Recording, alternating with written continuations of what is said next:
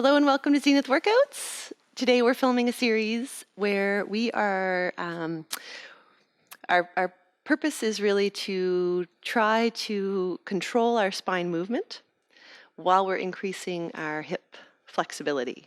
So relatively, we want to be moving the hips. We want to be keeping the spine nice and still, the pelvis nice and still.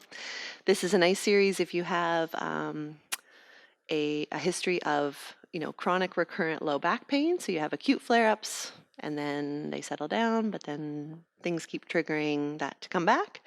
And if you do find that you have a little bit of stiffness in your hips, in particular, we're going to work on bringing the knee towards the chest, which is hip flexion, and away from us in hip extension.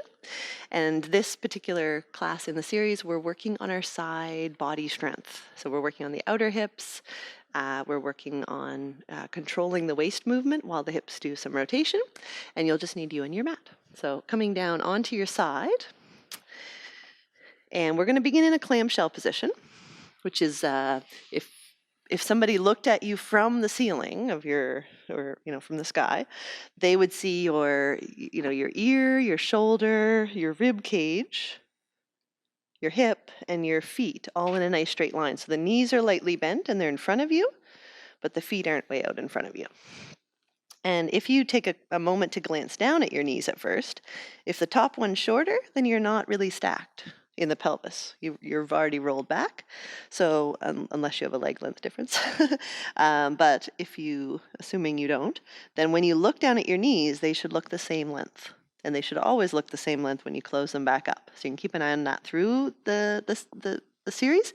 And the other thing is that sometimes if we've had a long history of dealing with low back issues, is we're grippy and tight in our low back, and we will fall into this position where we push our rib cage forward and we try to stabilize with the muscles that are already tight and already trying to overwork instead of using our abdominals. So if you notice that at all, or if you've been told you do that, then please pull that that whole lower part of your rib cage back, and you should feel a light activation in your abdominals already. The other thing is that you're looking for a little space between your waist and mat. Maybe not visible space, but instead of being here where the top hip is crunched up towards your rib cage, you really would like to feel like you pick up the lowest part of your rib cage underneath, or pick up your waist a bit, so that your hip pointers are stacked right on top of each other. The knees are the same length. The bottom arm is your pillow if it's not comfortable. You can cradle it or you can put a little pillow there, right? And your hand can be on your top hip, or if you need it for a little balance on the mat at first, you can do that. Take a nice breath in to prepare. On your out breath, you're raising that top knee. And you're only going as far as the pelvis stays stacked, the waist stays lifted, right? And the pelvis stays away from the rib cage. Close it back up. You can do at your own pace, but I'm trying to demonstrate it so it's not too slow. But if you're just practicing, then you can be a little more methodical, like if it's one of your first times doing this video. And you can double check that each time you close the knees, they're the same length, right? If you start to roll back in your pelvis, then eventually that top knee is much shorter than the bottom one, right? So you shouldn't feel any rolling on the bottom hip. You should maintain the little space between waist and mat, and the knees should look like they are the same length, right? Good. We'll do 2 more like this. Good. Beautiful. Close it up, and we're going to change our position of our legs to be in a position, like you were sitting in a chair if somebody's looking at you from above. You've got your knees right out in front of your hips, so you've got 90 degrees between your thighs and your spine, and then you've got 90 degrees of knee bend, so you've got your feet and your knees, along the same edge of your mat. Again, you're not crunchy in that top waist, you're not collapsed in the bottom waist, you are lifted a little bit, you're already feeling like you hold the solar plexus area back, you're strong in the abdominals. And you can monitor for movement by having the top hand on the pelvis or on the mat. And here we're doing a whole lift of the top leg. So you're starting with the knee. The knee always leads. It's always a little tiny bit higher than the foot. right? Some of us want to lift like this. You're lifting comme ça and lowering back down. So we have this. But once again, the pelvis doesn't move, right? Every time that the knees come back and connect together, they should look the same length, right? You don't want to allow that pelvis to roll back and that top knee to be shorter than the bottom one. And this just works slightly different hip rotators and hip flexibility. So you may come up, some people can get, no more than a few inches and they're at the end of their flexibility in the hip. That's okay. Other people are very flexible and can get far beyond what I can do with my hip. So you have to watch for that. The goal is just not to move the pelvis. Beautiful. Good. Let's make that one the last one of this. And then we're going to bring that leg to a hover. So the whole leg is parallel to the floor. It's a few inches above the one that is on the mat. And this is a challenge to keep your awareness in your spine. You're going to try to bring that knee towards your chest. More, without moving your low back and without crunching, without bringing this hip up towards your rib cage or your armpit. It's pure hip movement. You're bringing that knee towards your chest until you'd have to move something else. And then you're going to press that whole leg away. You're going to move the whole thigh back to try to be in line with the rest of the spine, right? But you're not allowing the spine to arch. You're drawing in with the abdominals. You're feeling like the pubic bone stays tucked forward or the tailbone stays tucked forward. And you're trying to get that leg to go behind you just what you can. And then bringing it back up towards you and pressing it away. Right? And the whole time you're trying to feel length in your top waist. It's hard when you do the hip flexion, when you bring the knee towards your chest. Many of us, almost all of us, want to allow the whole pelvis to come along and let the low back round. And oh wow, look, I can almost touch my nose. But no, I can't really if I keep my back nice and still. And I allow it just to be my hip, like that's the end.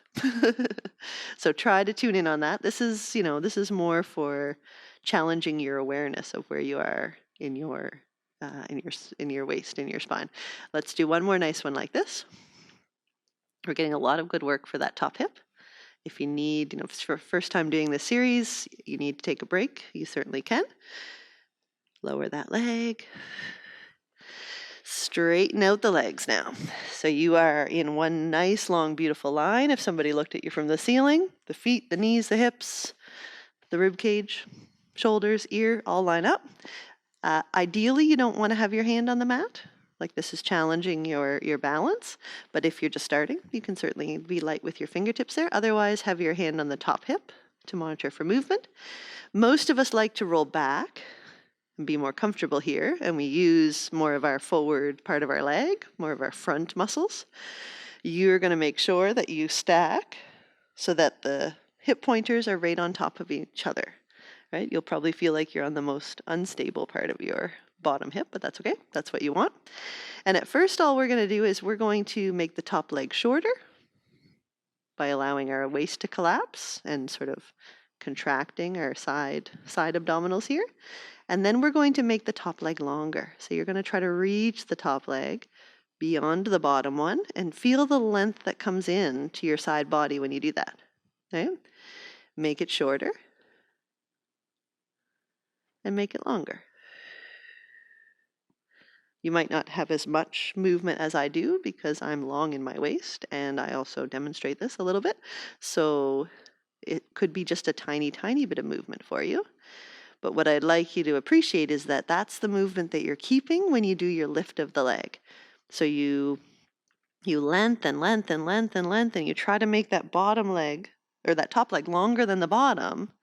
The pelvis remains stacked and nice and still, and then you lift the top leg and it remains stacked over the bottom leg. It doesn't sneak forward, it doesn't sneak back. Lower it back down. Try to make it longer than the bottom leg, lift it again. So it's always that thought of longer as you lift. And the muscle group you're working is the outer hip, right? It's not the front of the hip. So if you feel fatigue here, that's you're probably rolled back in the pelvis, or you're lifting the leg forward instead of keeping it right over the bottom one. And it's just a straight up and down. I usually add some ankle movement in because, again, I like to get more than just one thing working as I do movement. So I point the toe as I raise and flex it as I lower. When you're flexing and lowering, the heels should connect. That's how you can, sort of verify that you're not letting the leg sneak forward. And the final thing we're going to do on this side is holding it up and trying to do circles.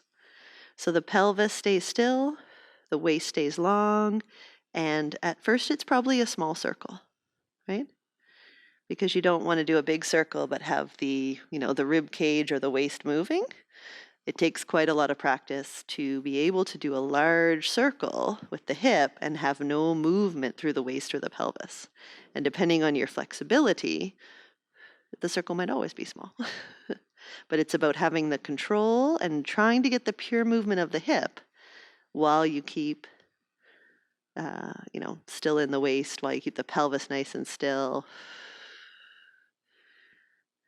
Yeah. Reverse your circle. When I put the leg behind me, I have to think of tucking my tailbone forward or pulling my pubic bone up towards my nose, because otherwise I'll move my low back. Right? You might be the same way. So that's a nice little prompt, is to think of the thigh moving behind you, but the tailbone staying tucked forward, or that pubic bone tipping up towards your nose. Usually that's where we move the spine. Make this one your last one, on this side anyway. Perfect. And relax it down. Good. I'd like to stretch out that side after this. So come up to sitting, if you're comfortable, and then bring that leg that you just worked over the front one, just for a nice stretch of where you just worked. If you're not comfortable like this, if you immediately your other hip or your back is saying, no, then you can put a little cushion under the bum, like elevate the pelvis, and that will usually give you more room in the hips to enjoy the stretch. And you can hug the knee in, that intensifies it. I like to rock a little bit, as you can see. I find that my body does like that little bit of oscillation rather than just holding a stretch, but it's whatever your body responds better to. Oh, that feels lovely. Okay, let's do the other side. Got to be even, so just moving my mic. Coming down into your clam position on the other side. Making sure the knees are still. Bottom arm is your pillow, right? You're not collapsed in your waist. You are lifted in that bottom waist. If you look at your knees, they're the same length, and the feet are in line with the rest of the spine. You're not in our forward position. That comes next. This is clamshell, right? And the pelvis stays stacked. And as you breathe out, raising that top knee and lowering it down. Raising the top knee and lowering it down. And you're really looking for the smoothness of the movement, right? So, every time the knees come down, they are the same length. You're not rolling back in the pelvis. You have the solar plexus area back. Rather than relying on your grippy back muscles to try to stabilize you, you're using a little bit of front body, a little bit of abdominals. And, if the movement is a little bit like at first, that's okay. Your goal is to, though, smooth it out, to improve the quality of this motion so that it becomes a bit natural in your life, right? Good. And again, just going to the end of your hip flexibility. It shouldn't be painful, right? You might just come to a point where you're like, yep, okay, that's it. Perfect. Make that one the last one. And then bring the knees up to be right in front of the hips. So you are, if somebody looks at you from above, you're sitting in a chair. Solar plexus still back, little space between waist and mat. So the pelvis is stacked, the knees look the same length, and the feet and the knees are in the line along the front edge of your mat.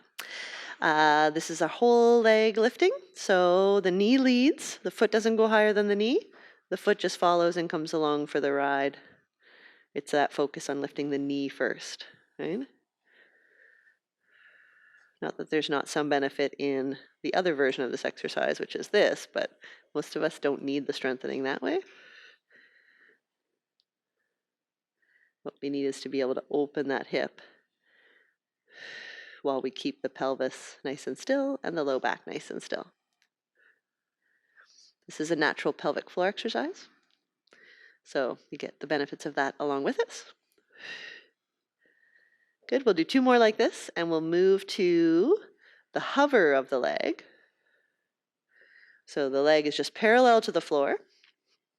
This is your challenge to be aware of your spine. You're bringing the knee towards your chest without allowing the waist to get shorter or the spine to curve, and then you're moving that leg back behind you. Again, just what you can control, because you don't want to arch your back more. You don't want to move into more of what we call a lordosis. And then breathe in, bring that knee in towards your chest. It's almost like you're trying to keep your tummy button forward in this motion to keep the curve of your spine neutral. And as you move the leg back, you're thinking about, keeping the pubic bone tucked towards the nose or the tailbone tucked forward to avoid that sway the other way. Do you still have the space between your waist and mat? And do you still have the solar plexus or those low ribs just drawn back a little bit, right? Just to make sure that that rib cage stays in its neutral position in line with the rest of the spine. Good. So one more nice one this way, bringing the knee up, up, up, up, up, up, up, and then pressing that whole thigh away, away, away, away, drawing in with the abdominals in that moment to try to control the pelvis movement. Good. And then lower it down. And from there, we move into our nice straight line, playing around with making the leg longer and shorter at first. So you have the hips stacked, you're not rolled back into that comfy position.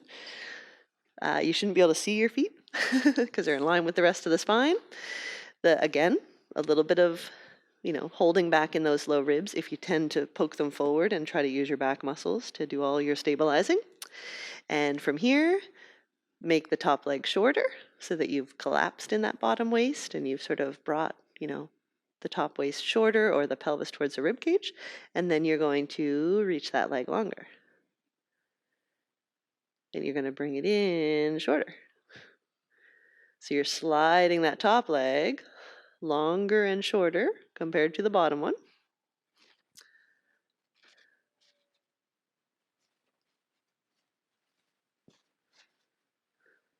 Good, good, good.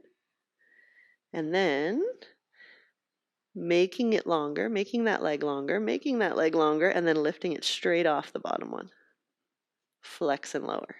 Flex the ankle, that is, if you wish. If it's too much to add the ankle movement at first, you don't have to. Good. And one side is almost always harder than the other. And your goal is to even out that asymmetry, right?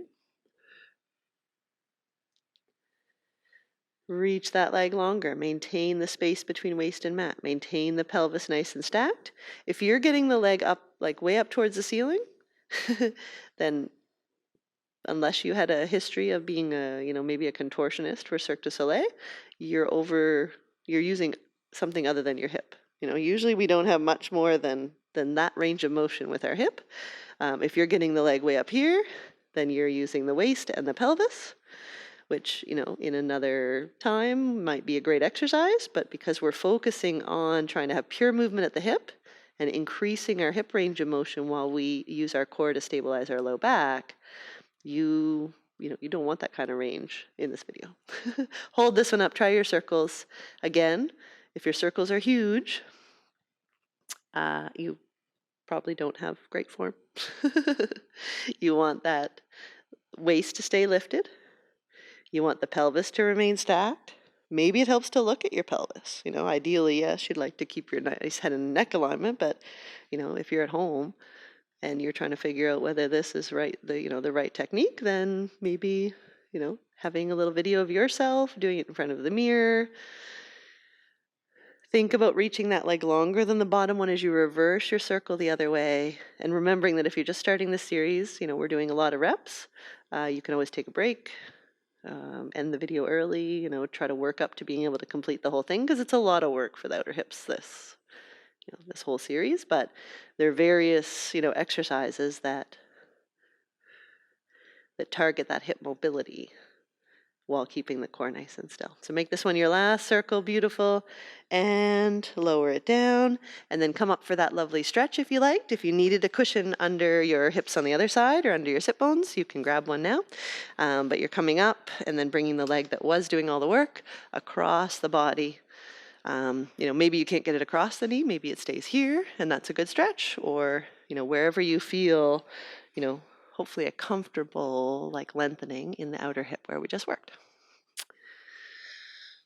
And you can stay there as long as you want, because that's the end of this class of the series.